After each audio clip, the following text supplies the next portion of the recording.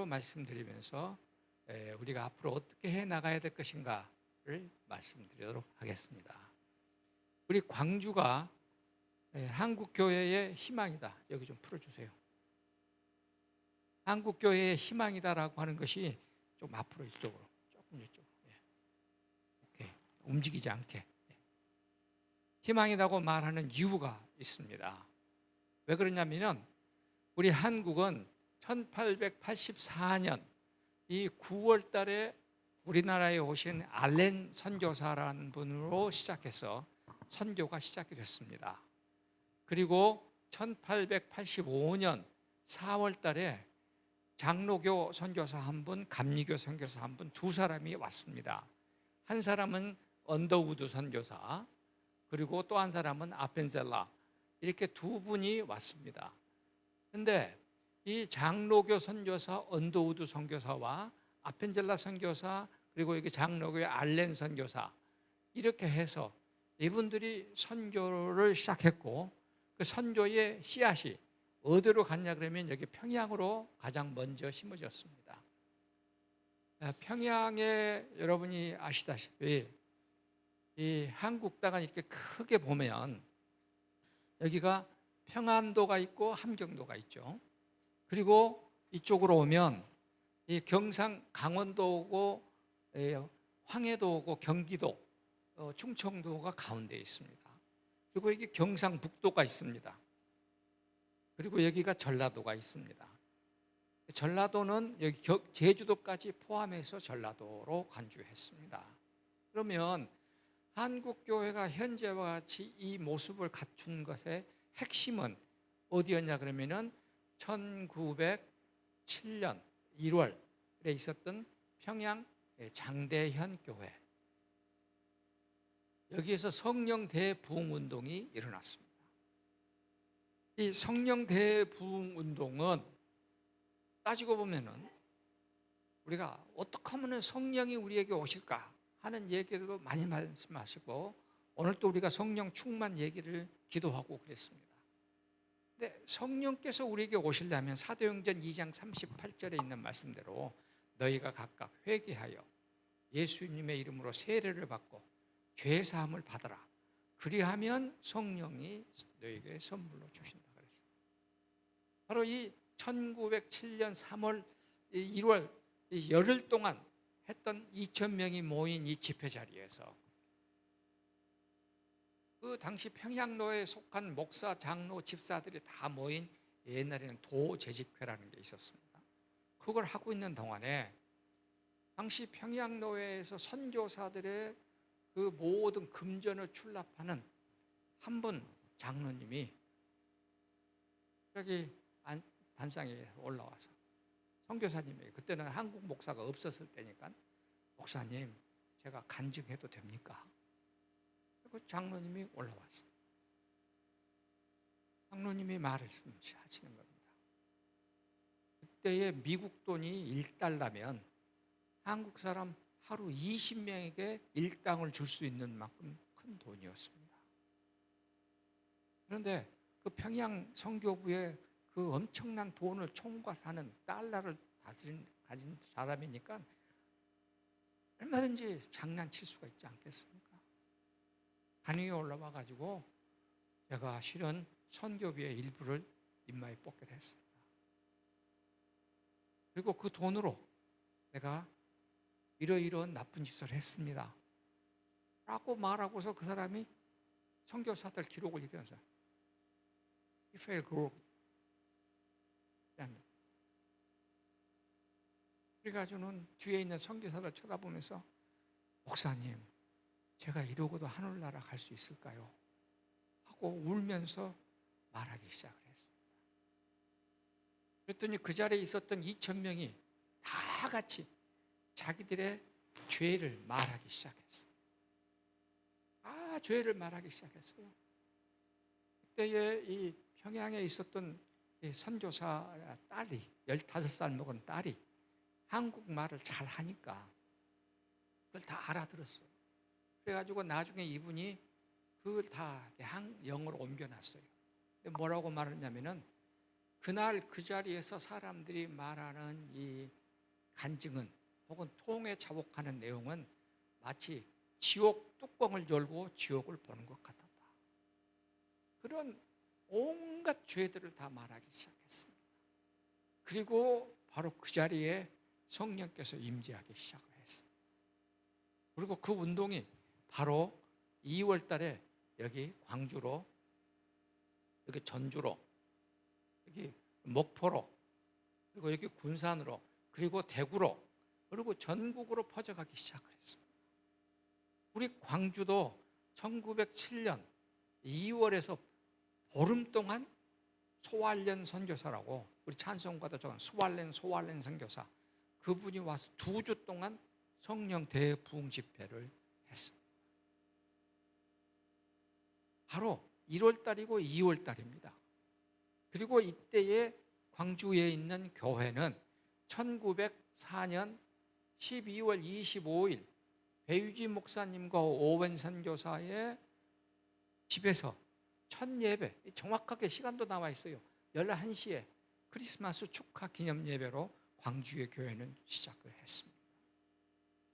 그리고 이때 곧바로 성령 대부흥 운동을 광주 시내 지금 옛날 충장로 파출소 있는 3가에 있는 그 자리로, 그래서 옛날에 여러분 가든 백화점 있는 그 자리, 그 일대로 옮겨가서 교회가 됐습니다. 평양의 부흥이 광주로 옮겨졌습니다. 왜 그러냐? 평양의 영성이 광주로 옮겨졌어요. 왜 그러냐 하면 바로 이 성령 대부흥 운동을 일으켜서 한국 전체를 놀랍게 했던 그 평양 장대현 교회가 1938년 9월에 신사참배를 바로 여기서 가기로 했어요.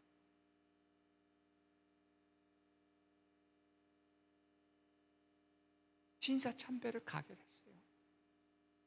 바로 이 성령 대부흥이 일어났던 교회가 거기에서 신사참배를 결정했어요. 이 결정에 반대했던 사람들, 그 중에 한 사람, 우리가 잘 아는 주기철 목사.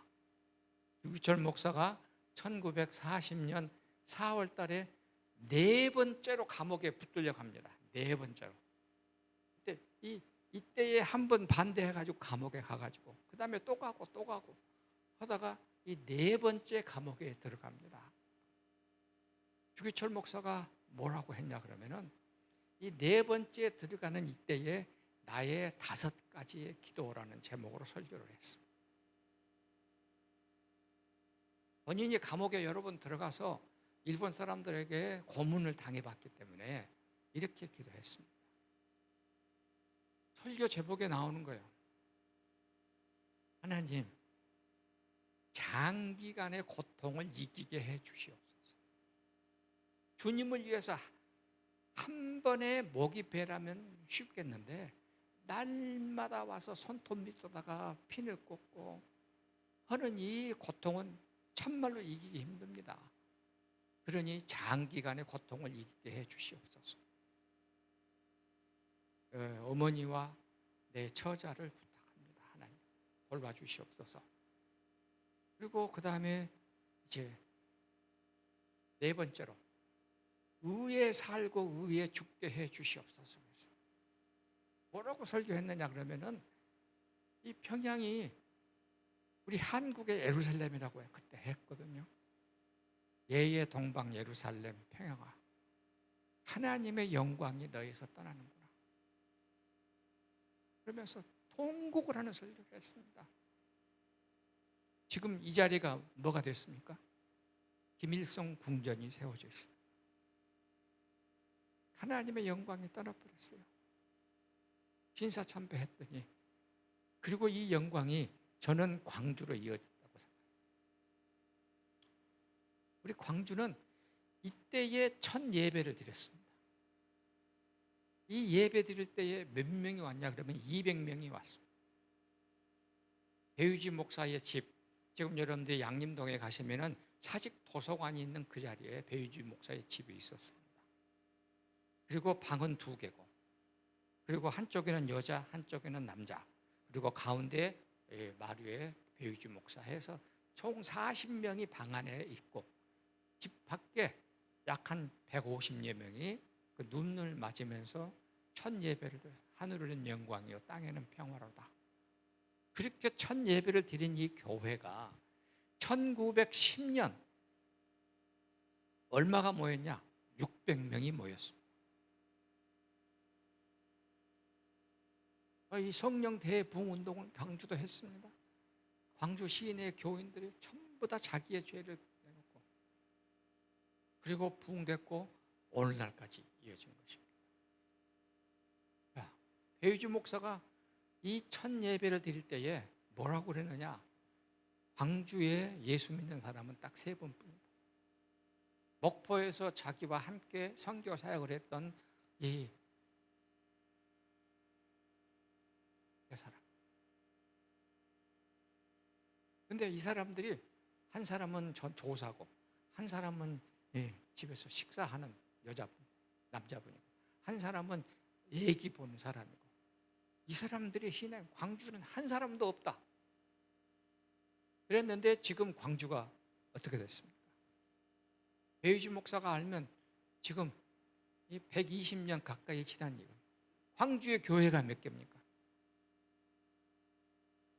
광주 이 150만 교인 중에 주민 중에 우리 지금 20%가 예수 기독교 개신교 믿는 사람,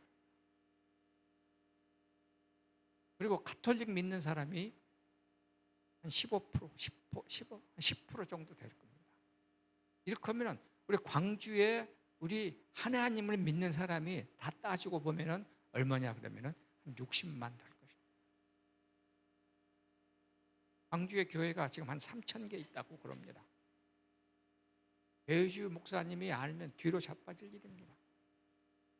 그러면 왜 우리가 이렇게 신앙생활을 잘 할 수 있었을까? 여기는 이미 이제 없어져 버렸습니다. 여기도 없어져 버렸습니다. 이제 우리가 남은 하나님의 마지막 보루인 우리 광주에다가 복음을 주시는 이유가 뭘까? 미국 남장로교 선교사들이 이 1892년에 한국에 와가지고 1985년에 철수했습니다. 다 철수했습니다. 그리고 그분들이 처음에 군산, 전주, 여기는 1895년 12월부터서 선교 사역이 시작이 됐습니다. 선교사들이 살면서 선교하기 시작했습니다. 그리고 목포 1898년 3월부터서 배유주 목사가 목포에 가서 복음을 전하기 시작했습니다. 그리고 광주 1904년, 그리고 순천 1913년, 이렇게 해서 전라남도에 5군데의 선교부가 미션 스테이션이 만들어졌습니다. 미션 스테이션이라고 하는 것은 뭐냐면은 최소한 4 기능을 가진 선교사가 한 팀이 돼야 됩니다. 하나는 뭐냐 그러면은 이 복음 선교사, 복음 선교사는 목사, 그리고 다른 한 사람은 당신은 조선에 여자들이 있는 곳에 남자가 갈 수 없으니까 여성과 아동 담당 독신 여성 선교사, 이 2사람이 한 팀이 돼요. 그 다음에 의료 선교사, 의료 선교사는 의사, 간호사 이렇게 되고, 그 다음에 교육 선교사, 그래서 남학교, 여학교, 여기에 이렇게, 그래서 1, 2, 3, 4, 5, 뭐 이쪽으로 하나로 잡고라도 4명 내지 5명이 한 팀이 되어야 이게 미션 스테이션이 되는 것입니다. 그럼 여러분들이 이제 알고 있는 광주 양림동은 뭐냐? 양림동 선교부는 뭐냐 그러면은, 저는 광주 양림동 10대째 사는 사람. 그러니까 양림동 토백이 중에 토백이.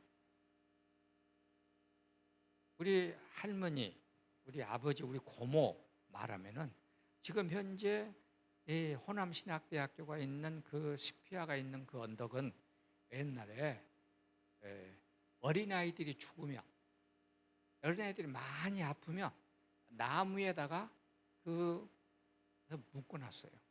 왜 그러냐면은 감염이 되니까.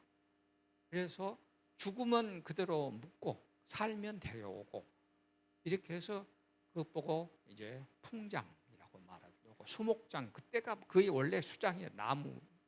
그래서 죽으면 땅에다 묻는 것입니다. 엄청나게 많은 시신이 묶인 것이었고, 그래서 우리 고모, 우리 할머니 말은 거기 백엿이 나오는 곳이어야, 백엿이 그 시침 먹으려고 백엿이가 나온 곳이니까 가지 말아라 하는 곳이었습니다. 그거를 그냥 싼 값에 선교사가 사가지고 지금 현재와 같이 양림동을 바꾸어 왔습니다. 그러면 양림동은 뭐냐? 여기도 여러분 교회에 있는 이 자리도 나죽은 효천면 주월리, 원래는 그렇게 됐습니다.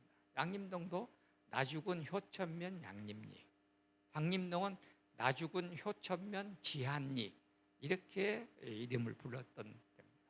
지금 내남동도 마찬가지로 다 지한리에 들어갔습니다. 이런 곳이었습니다. 그런 곳에 회의주 목사의 집에서 선교회를 하고 말씀을 드리고 난 다음에 곧바로 처음에 우리 광주 사람들을 뒤집어 놓는 일이 있기 시작을 했습니다. 그게 뭐냐면은 여기 이 의료 선교사의 의사 선교사, 이게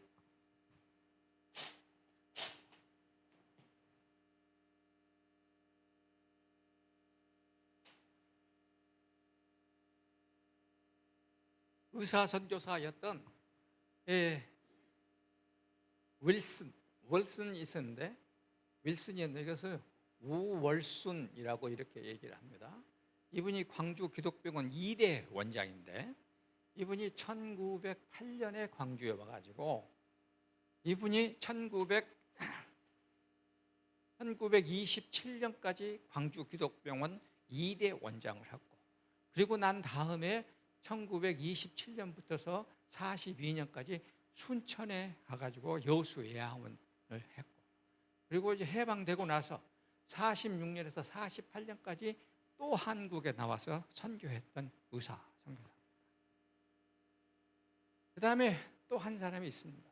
이게 누구냐면은 포사이트라는 선교사입니다. 이분은 1908년 전부터 하면 1904년부터서 1913년까지 우리 전주 목포에 있었던 선교사입니다. 그리고 또 한 사람은 오웬이라고 하는 선교사예요. 이분은 1898년부터서 목포에 있다가 1904년 광주로 같이 와가지고, 그리고는 1904년에서 1909년 4월 3일 날 이분이 하나님의 부르심을 받아가지고, 여러분들이 양림동 가시면 이 사람의 묘가 있습니다. 그리고 여기 이제 한 사람 배유지, 한국 이름으로 배유지 목사. 이 사람은 1895년 한국에 와가지고 서울에 쭉 있다가, 그때는 동학난이 있기 때문에 남쪽으로 못 내려왔습니다. 그러다가 나중에 이제 1898, 이분이 처음에는 나주에 가서 선교하기 위해서 현재 있는 나주 그 목사가 있었던 나주 금성관 옆에다가 집을 사가지고 선교하다가 나주 양반들한테 죽도록 두들겨 맞고 쫓겨나고, 그래가지고 1898년에 목포에 가가지고 목포에서 1904년까지 있었는데, 이 인물은 1901년에 4월 달에 자기 첫 번째 아내가 죽었어요. 그리고는 미국에서 한 1년 반 동안 안식년 보내고 두 번째 결혼을 하고 1904년에서 1925년까지 광주에 있다가, 광주에서 9월 28일 날 하나님의 부르심을 받아가지고 이분의 묘도 양림동에 있습니다. 이런 분들이 현재의 광주를 만들어내는 사람들입니다. 이분들의 헌신은 뭐냐? 그러면 이렇게 선교사가 돼서 여기에 와서 있다는 게 우리에게 뭘 의미하느냐 하면, 지금 현재 우리나라에서 파송하는 선교사들도 다 동일합니다. 무엇이 동일하냐 그러면은, 선교사가 된다는 제1번 덕목이 뭘까? 포기한다.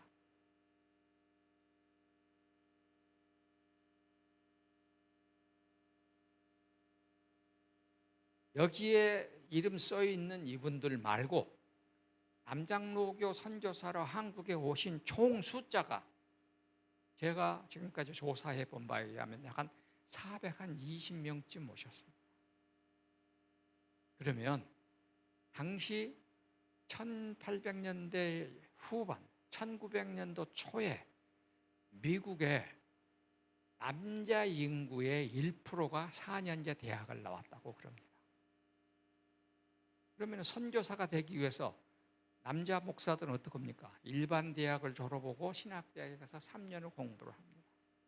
의사 선교사는 어떻습니까? 일반 대학을 졸업하고 의과대학에 가서 3년에서 4년 공부합니다. 그러니까 미국에서 그 사람들이 살았다면 미국의 최고위층 고학력을 가진 사람이 되는 것입니다. 당시 미국의 이 모든 조건에서 이분들은 미국 사회에 살았다면 엄청난 사람들입니다. 여기 언더우드 선교사 아까 얘기했습니다. 그분도 한국에 처음에 올 때에 하도 한국 선교가 지원을 하면 떨어지고 지원하면 떨어지고, 그러니까 현재 미국 뉴욕의 롱아일랜드에 있는 가장 부자들이 사는 동네에 장로교회 담임 목사로 청빙을 받았어요. 청빙 승낙서를 도장 찍어가지고 우체통에서 집을 넣으려다가 한 번 더 선교부에 가보자 해서 갔더니, 새로운 총무가 한국으로 가세요. 거기 가서 목회했으면 1년에 $1,800를 받습니다. 한국에 오니까 $600. 포기한다는 것입니다. 첫 번째는 높은 급여를 받을 수 있는 길을 포기하는 것. 그 많은 학력을 가진 사람으로서 누릴 수 있는 사회적인 지위를 포기하는 겁니다. 또 뭘 포기하겠습니까? 자기 가족들. 그때는 미국에서 한국으로 오려면 초창기 때는 2달 반 걸렸습니다. 그러니까 오고 가지도 못해요. 그때는 뭐 모든 것이 편지로만 했습니다. 그러니까 연락도 못 받습니다. 가족들과의 관계를 포기하는, 친구 포기하는 겁니다. 다 포기하고 오는 겁니다. 지금 우리나라 선교사들도 다 그러지 않습니까? 포기하는 겁니다. 그런데 그 중에서 가장 큰 포기가 뭐냐? 이게 지금 경제적인 제가 처음에 경제적인 것 말했습니다. 우리 광주에 오셨던 서로득 선교사라는 분이 있습니다. 예, 마틴 루터 스와인하트라는 사람인데, 이분이 진짜 대단한 사람입니다. 이분이 미국 텍사스 주 철도회사 사장이었습니다. 우리가 지금 초등학교 때 배운 실력에 의하면 텍사스 주가 남북한 합친 것의 5배라고 했어요. 거기에 철도회사 사장이에요. 그리고 미국 상공회의소 의장이었습니다. 1911년에 미국 대통령 타프트 대통령과 같이 아틀란타에서 세계 무역 박람회 지금 회장, 관장이었습니다. 아주 바쁘게 돌아가는데 어떤 사람이 와가지고 5분간만 면회하겠습니다 하고 볶는 거예요. 그래서는 몇 번 거절하다가 하도 날마다 오니까 혹시 들어오세요 해가지고 5분간입니다. 두 사람이 들어왔는데 문을 잠갔어요. 지금부터 저희들이 하는 말에 당신이 예스 할 때까지 우리는 안 나갑니다. 무슨 말을 하려고 그러시냐고 그러니까 첫 뜨문하는 소리가 Do you know Korea? 한국어를 아세요? 1911년 2월 달입니다. 모른다고. 혹시 도시 광주라는 데를 아세요? 아니, 모른다고.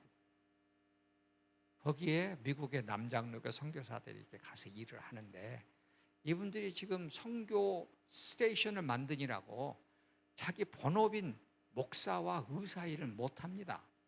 그래서 우리가 그 본업 외에 집 짓고 도로 내고 나무 심고 그리고 가정에 있는 집에 있는 모든 시설들 관리하고 미국도 돈 오는 거 관리하고 그리고 자녀들 학교 보내는 거 알선하고 이런 모든 일을 해줄 수 있는 행정 담당 선교사가 필요한데 우리는 당신이 적절하다고 생각합니다.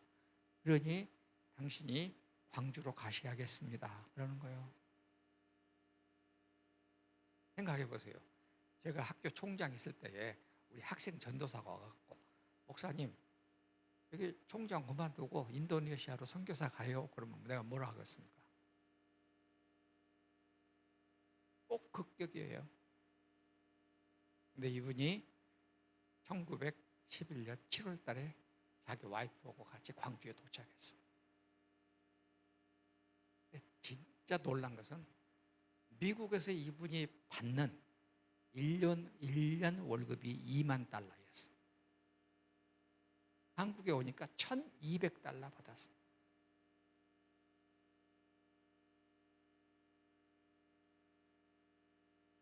놀래들 않는 것이 놀랍네요.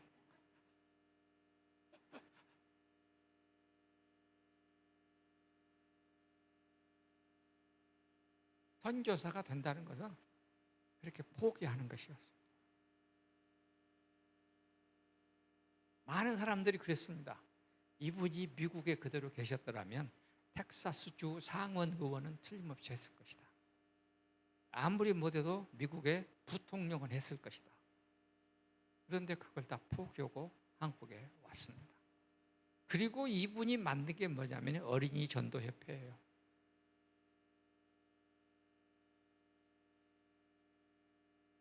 어린이 전도협회를 만들고 이분이 그때 했던 사업이 확장주일학교입니다.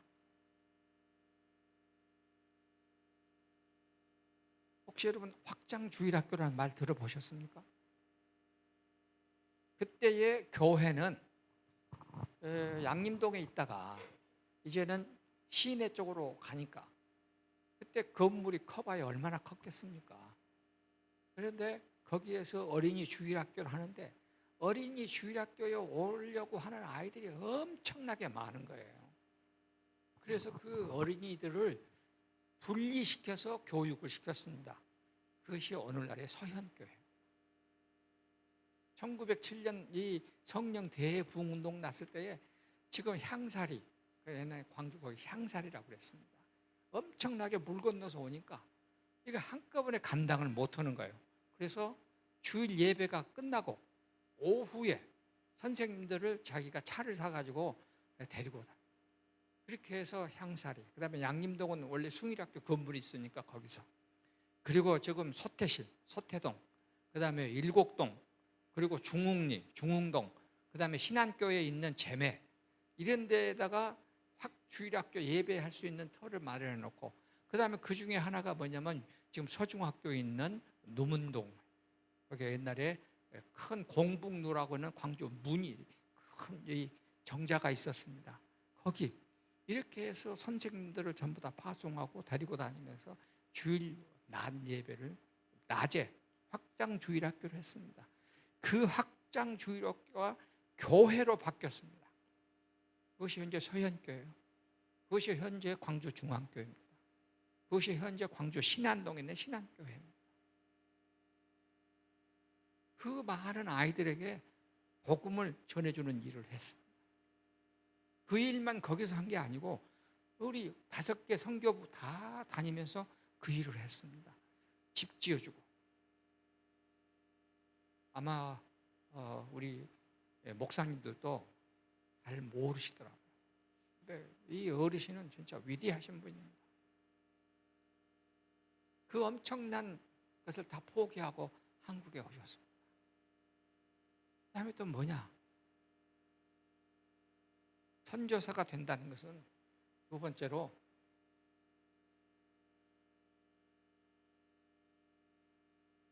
잃는다. 잃는 것이 참 많습니다.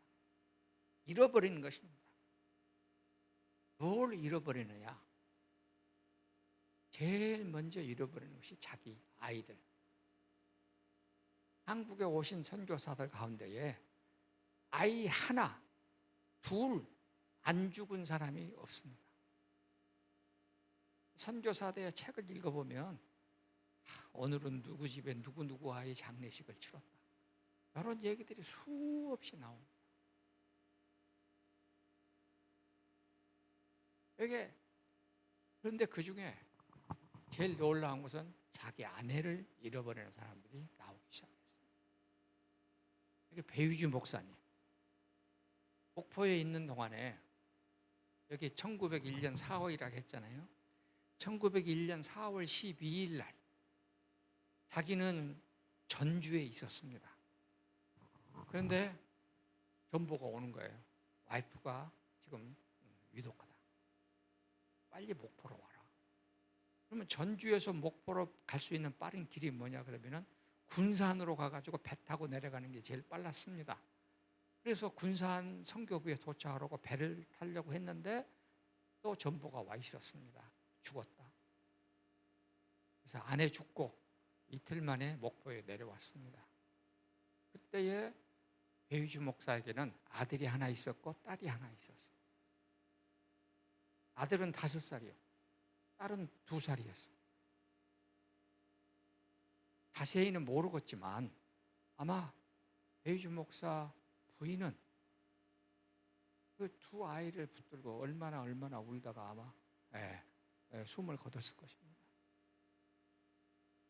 바로 그 딸이 누구냐 그러면은 우리 이제 한국 역사에 지금 우리 살아있는 인요한 나오죠. 연세대학교 그 인요한의 지금 3대조 할머니인 것입니다.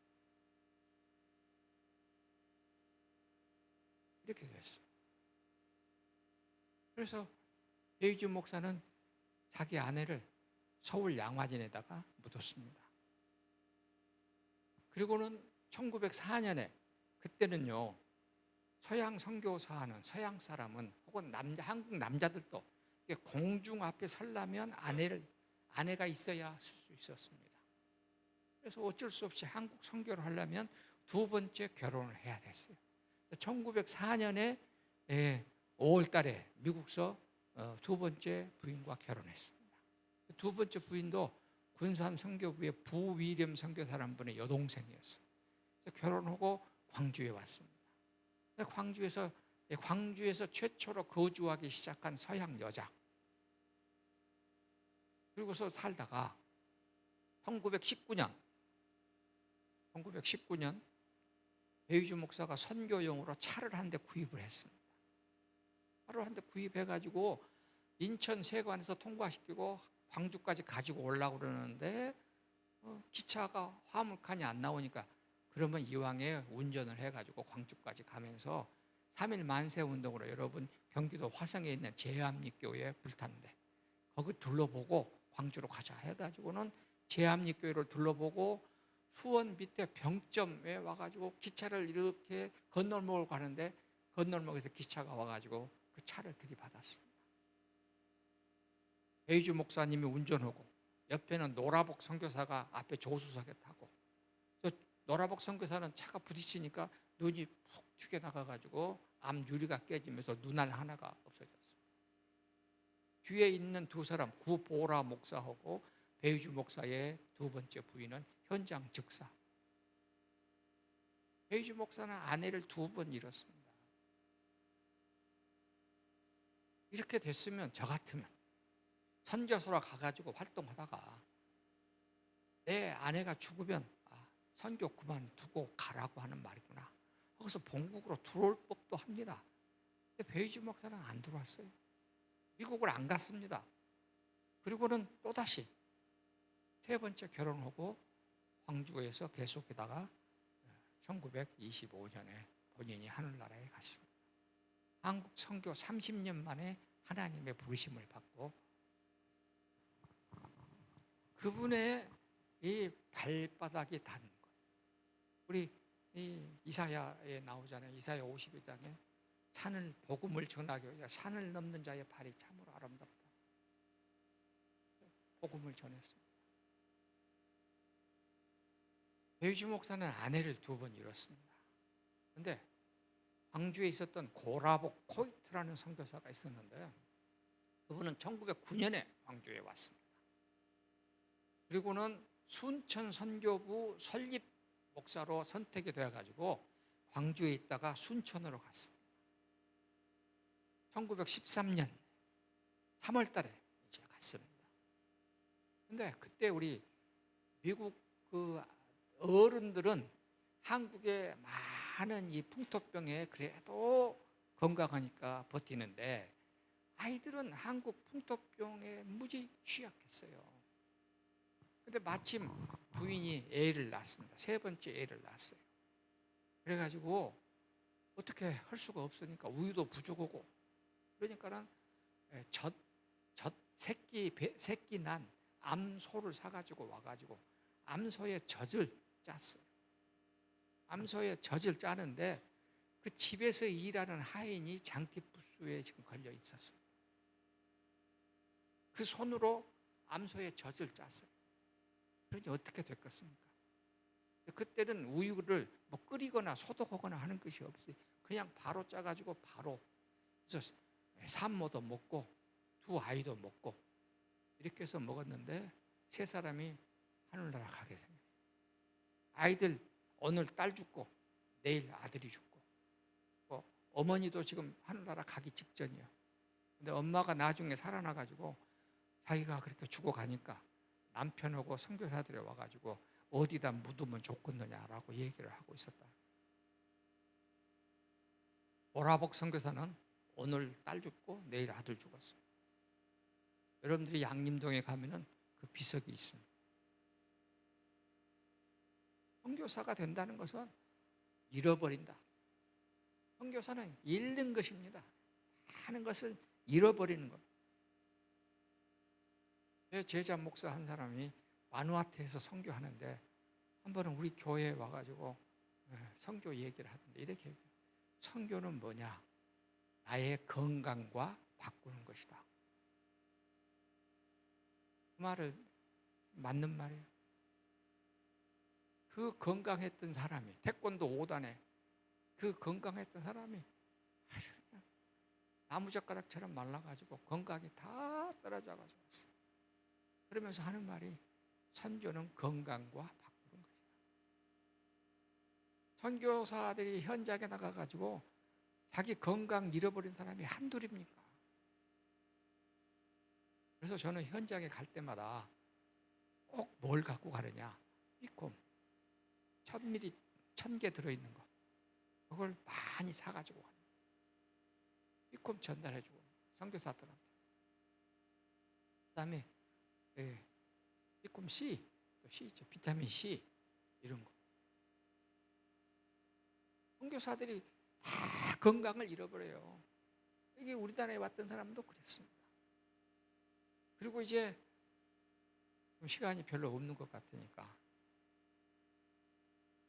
제가 이렇게 얘기하기로 하면 한 몇 날 며칠을 해야 다 할는지 모르겠습니다만 여기 좀 닦아주세요. 한 사람 얘기하면 이제 얘기가 끝날 것 같습니다.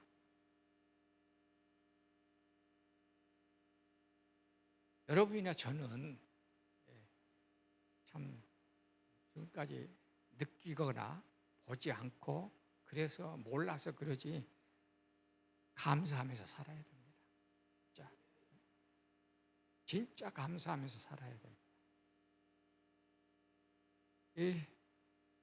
있습니다. 아까 여기 오웬 선교사라는 분 썼습니다. 이분이 이제 1909년 4월 3일 날 이제 죽게 생겼습니다.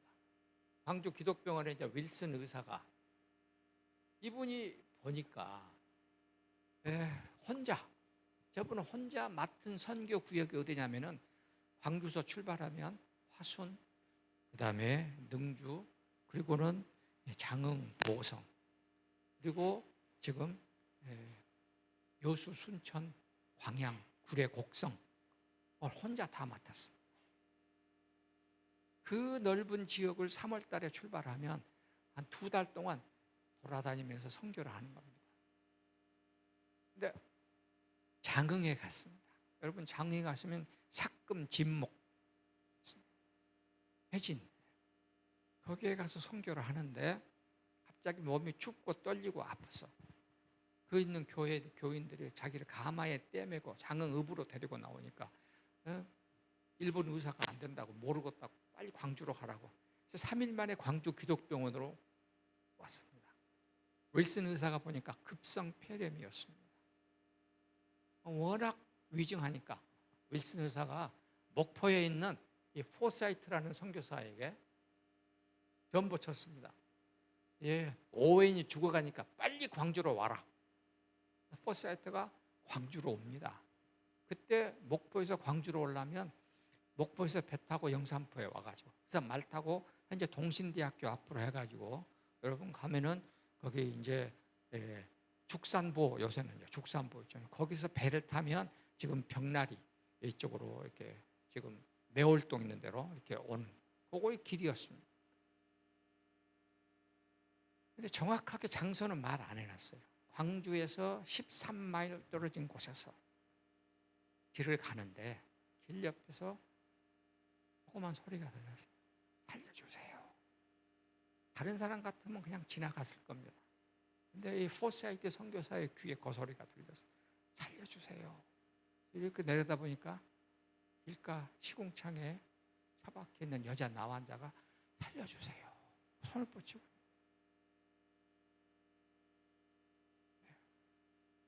참 아마 저나 오목사님 같으면은 오늘 가서 설교해야 돼. 그냥 왔을 거예요 아마. 지금 자기 동료 선교사 오웬이 죽어간다는 전보를 받은 사람이요. 그러니까 불이 났게 광주로 와야 될 거다니요. 근데 이 포사이트가 말에서 내려서 그 여자 나환자가 처박혀 있는 시궁창에 들어가서 이 양복 입은 신사가 그 여자 나환자를 자기 품에 품어서 그 오물이 더러운 것이 몸에 다 묻든지 말든지 자기가 타던 말에다 태우고, 그리고 광주 기독병원에 오니까 오웬은 이미 죽은 뒤였어. 죽었어요. 저는 한 가지 놀라운 것이, 그런 일이 있었으면 다른 동료 선교사들이 뭐라고 하겠습니까? 빨리 오지 뭐 이 상황에 그 여자 나환자를 속없이 데리고 오냐고 막 했을 거예요. 그런 말은 한마디도 없어. 그래서 오원은 오원대로 장례를 치르고 데리고 온 여자 나환자는 여기 포사이트란 사람하고 여기 윌슨하고 두 사람이 치료를 해주기 시작했습니다. 여자 나환자는 10년 전에 나병에 걸렸는데 남편은 5년 전에 죽고 자기만 혼자 거지 생활을 하면서 모든 사람이 돌 던지고 때리고 그랬는데 자기를 품에 안아준 사람은 딱 한 사람뿐이라 이거예요. 그래서 여자 나환자를 치료해주고 복음을 전하고 여자 나환자가 보름 만에 죽었습니다. 양림동에다가 묻어줬어요. 그랬더니 광주 사람들이 예수 믿는 것이 저것이다. 뒤집어지기 시작했어요. 예수 믿는 것이 뭐냐? 놀라기 시작했어요. 그 나환자의 모습을 보기 위해서 많은 사람이 몰려들었습니다. 그리고 소문이 전라도 일대에 금세 퍼졌습니다. 그랬더니 어찌 됐겠습니까? 나환자들이 하나씩 둘씩 광주 양림동으로만 가면 우리도 선교사들이 치료해주고 먹여주고 재워주고. 이 윌슨 선교사가 이 1900년에 이제 자기 집 앞에 나환자가 하나 둘 셋 넷 이렇게 이제 있었습니다. 여러분 집 앞에 나환자가 5명 있다고 생각해 보세요. 어찌겠는가? 근데 이 사람의 기독병원 원장으로 있을 때에 한국 사람 조수를 양성했어요. 그 양성한 조수 중에 한 사람이 누구냐면은 최흥종이라는 사람이에요. 이 사람은 1880년, 1966년까지 우리 광주 불로동의 부자 최 씨, 탐진 최 씨의 아들입니다. 아버지는 최학신이란 분이고, 이분이 이제 이 윌슨 선교사 밑에서 의사 수업을 받았어요. 그래가지고 1907년부터서 1909년까지 의사 수업을 받으니까 거의 의사야. 일본은 1910년에 한국에 의사가 없으니까 한의사들도 조금만 수업시켜가지고 양의사 자격을 다 줬습니다. 그러니까 조금 있으면 의사예요. 그런데 이 최흥종이 하루는 선생님한테 한글을 가르쳐드리고, 점심때가 돼서, 그럼 양림동 여러분 가면 윌슨 하우스라고 있습니다. 신학교 안에. 바로 그 앞에서, 바로 거기서 이 포사이트 선교사가 그 여자 나환자를 가슴에 이렇게 품고 병원으로 지금 내려가고 있었습니다. 근데 여자 나환자가 최흥종이라는 잘생긴 남자를 보니까 놀래가지고 손에 쥐고 있던 나무 지팡이를 툭 떨어뜨렸어요. 이건 제가 소설 쓴 거 아니고 그때 상황을 지켜봤던 선교사들 글, 최흥종 목사의 글에 다 있는 내용을 지금 말하는 겁니다. 근데 이 포사이트가 최흥종한테 최형, 그 지팡이 좀 집어주세요. 한국말로 말을 한 거예요. 지팡이를 집어주려고 이렇게 보니까 피고름은 덕지덕지 묻었고 온몸에서 냄새는 말로 없이 나. 발바닥에는 막 피가 줄줄줄 흐르고, 그런 사람을 뭐라고 표현해놨냐면 마치 자기 아내나 어머니나 되는 것처럼, 이렇게 자기 어머니나 되는 것처럼 이렇게 모시고 하다. 그 광경을 딱 보고는 최흥종이 일단 집어주고 집에 돌아왔는데 잠이 안 오는 거예요. 내가 믿는 예수님하고, 아니 포사이트 선교사가 믿는 예수님하고 뭐가 다르냐. 그래서 이 최흥종이 한 닷새 만에 원장님한테 갔습니다. 원장님, 집 앞에 있는 나 환자들 제가 돌보겠습니다. 이 말이 참 실수해. 그래가지고 선교사들이 그 뒤에 움막을 짓고 있는 나 환자들을 돌보니까 전국에서 더 몰려드는 거예요. 나 환자 숫자가 많아지니까 최흥종이 말 한마디 했다가, 왜요? 그러면 어쩔 수 없죠. 봉선동에 자기 땅 1000평이 있었어요. 1000평 자기 땅에다가 움막을 짓고 나 환자를 데리고 갔습니다. 그랬더니 또 어떻게 됐겠습니까? 전국에서 또 몰려들었어요.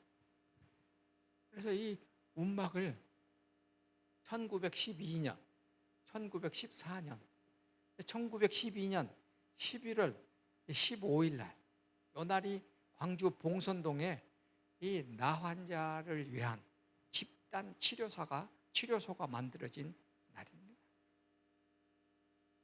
그때에 21명이 입원했다가 나와 있어요. 뭐라고 그랬냐면은 이 나 환자들이 비로소 마이 홈, 집이라는 것을 처음으로 갖게 됐다. 나 환자들을 전부 다 불러들여서 청소, 깨끗이 맑은 음식을 먹고 따뜻한 곳에 자게 하고 이렇게 치료하기 시작해가지고 요 나 환자촌이 1925년에 이 나 환자촌에 들어있는 사람만 500명. 여기에 들어가려고 기다리고 있는 사람들, 광주 시내를 배회하면서 거지 생활하는 나 환자가 300명. 광주 시민들이 그냥 난리가 났어요. 아니 우리 깨끗한 광주에 저 서양 사람들이 와가지고 우리가 광주를 나 환자촌 만들었다고 봉선동을 불리른다고 해모가 나니까, 그러면 어쩔 수 없다. 나 봉선동 나 환자촌을 사람이 살지 않는 섬으로 데리고 간다. 그리고 한 번 섬에 가면 절대 안 나온다. 그렇게 해서 1927년에 옮겨간 것이 지금 현재 여수 예양원입니다. 이렇게 옮겨간 겁니다. 그러니까 광주 기독병원의 윌슨 의사는 자기 딸이 그래요. 1910년에 태어난 딸을 만났는데 우리 아버지가 고민을 했다. 광주에 그대로 있을 것인가? 아니면 이 나환자들을 돌보기 위해서 여수 예양원으로 갈 것인가? 하다가 어느 날 와가지고 짐 싸라, 우리 여수로 간다 그러더래요. 딸이 그래요. 1910년생이니까 1927년이니까 17살, 18살 자기가 사춘기 절정이 이래서 발랄하고 그런 때인데 아버지가 자기를 데리고 여수로 갔다 이거야. 나환자들만 있는 곳으로. 얼마나 가기 싫었는데. 그래서 그 긴 세월 동안 나환자들을 돌봤습니다. 제가 여수 예양원에 많이 갔습니다. 환자들 인터뷰하고 손양원 목사님 책을 쓰기 위해서 책을 썼어요. 근데 뭐라고 한 줄 압니까? 나환자들이 이구동성으로 하는 말이 목사님은 목사님이었습니다. 근데 윌슨은 우리한테 아버지였습니다. 우리한테 아버지였다 그래요. 그렇게 만들어놨습니다. 그런데 이 옮길 때, 옮겨갈 때 광주에 있던 나환자들이 다 옮겨가고 가지 못한 사람들이 한 100에서 150명이 광주에 남아 있었습니다. 요 최흥종이라는 사람이 1917년에 광주 중앙교회를 만든 사람이에요. 그리고 이분이 1920 나중에 해가지고 1932년에서 34년까지 광주 중앙교회 목사를 또 했어요. 뭐 복잡한 얘기다 나중에 또 하기로 하고. 하여튼 이 최흥종 목사님이 27년 일로 이사 갈 때에 돈을 가져왔어요. 얼마를 가져왔냐?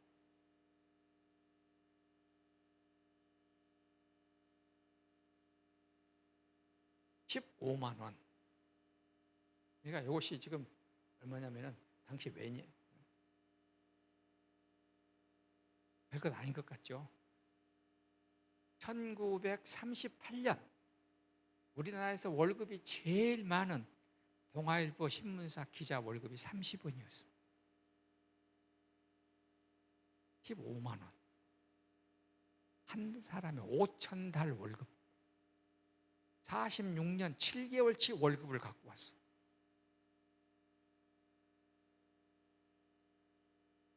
선교사들의 그 삶을 보고 최흥종은 완전히 바꿔져 버린 거예요. 자기 재산이 전부 다 일로 들어갔어.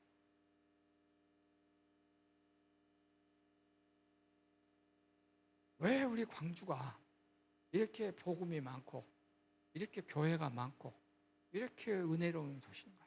왜 희망이 있는가? 바로 이런 선배님들이 계셨기 때문에 희망이 있는 것입니다. 네.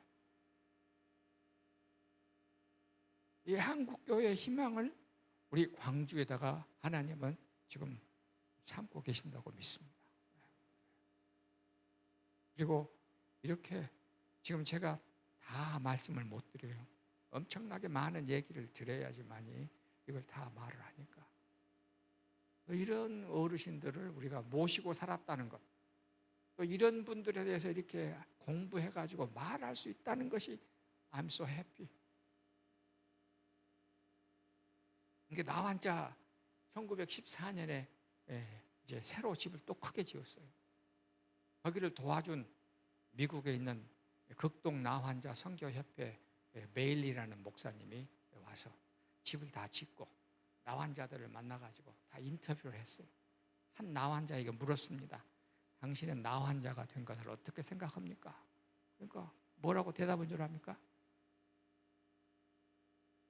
I'm so happy to be a leper. 나환자가 된 것을 나는 매우 기쁘게 생각합니다. 왜? 왜? 그랬더니 내가 나 환자가 아니었으면 어떻게 예수를 믿고 구원받았겠습니까? 나 환자가 돼서 예수님을 믿었으니 I'm so happy입니다. 공선동 나 환자들이 1916년에 하루에 한 끼씩을 굶었습니다. 그래가지고 그 돈으로 선교사를 보내기 시작했어요. 첫 번째 선교사가 제주도 법한교회, 모수포교회, 중문교회에 갔던 원용혁 나중에 목사님 되신 분. 그 나환자들이 그렇게 해서 1916년에서 나중에 여수 예양원에 가가지고 손양원 목사님, 그 후에 우리 이제 서 목사님 쭉 해서 그 하루 한 끼 굶어서 세운 교회가 몇 개인 줄 압니까? 1980년대까지 300개, 32개, 32개 교회를 세웠습니다.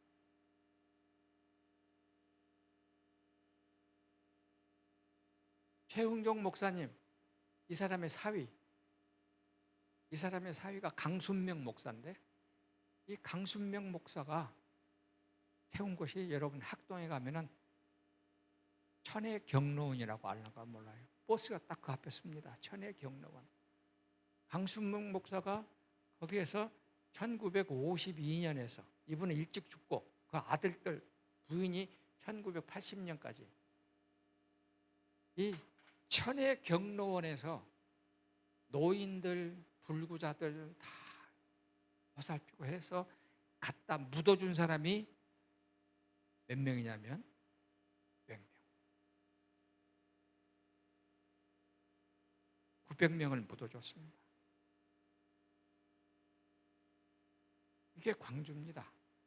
이것이 광주 교회입니다.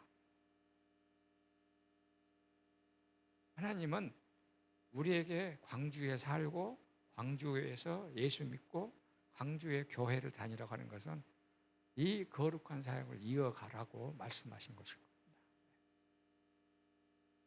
그리고 우리는 하나님 사랑하고 이웃 사랑하고, 이웃을 사랑하는 것이 하나님 사랑이에요.